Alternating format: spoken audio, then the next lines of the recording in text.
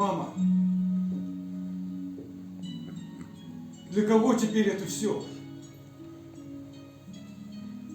Ты же обещала. Ты обещала быть рядом. Всегда. Всегда быть рядом.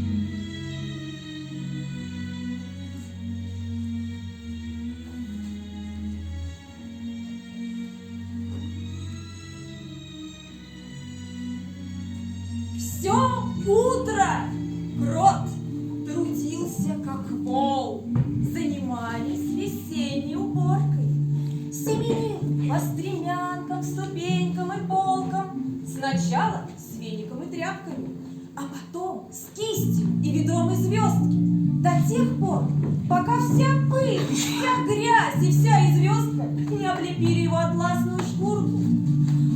А весна дышала и сверху, и снизу, и вокруг него, и в воздухе, и в земле, наполняя томительным ароматом даже его тусклое жилище. Удивительно ли, что в конце концов крот швырнул ведро на пол, воскликнув: Да пропади нам, все пропадал! Стрелой выбежал из дома. Оттуда сверху что-то повелительно звало его, и он устремился вверх по крутому тоннелю. И вот он греб и скреб, металл и рвал, и снова греб и скреб, металл и рвал, пока, наконец, бымс! Его рыльце не показалось над землей, и крот забарахтался в теплой луговой траве. Поначалу пение счастливых птиц показалось ему грубым, зато потом не верилось, что мир так хорош. Задрав голову и зажмурившись, крот бесцельно ходил по лугам, вдоль изгороди, по перелескам бродил он, а вокруг гнездились птицы, наливались бутоны цветов, распускалась листва. Весь мир казался приподнятым и хлопотливым, и цели устремленным. Казалось, крот достиг предела счастья, как вдруг действительно оказался на краю земли. Она обрывалась, а впереди виднелось что-то волнистое и упитанное. Это была река.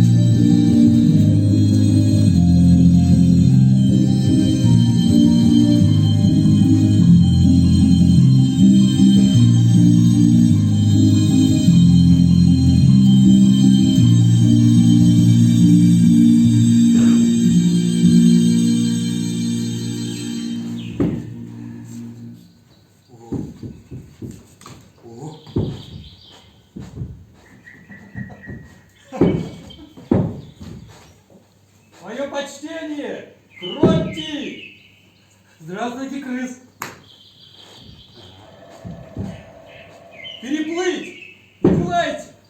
Что вы? Мне и отсюда приятно. Сюда.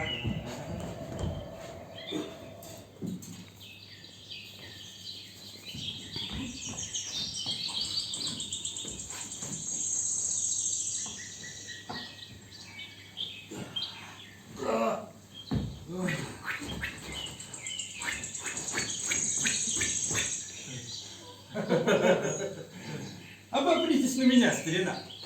Ну же, смелее. О, сегодня прекрасный день. Не находите? Ваша правда.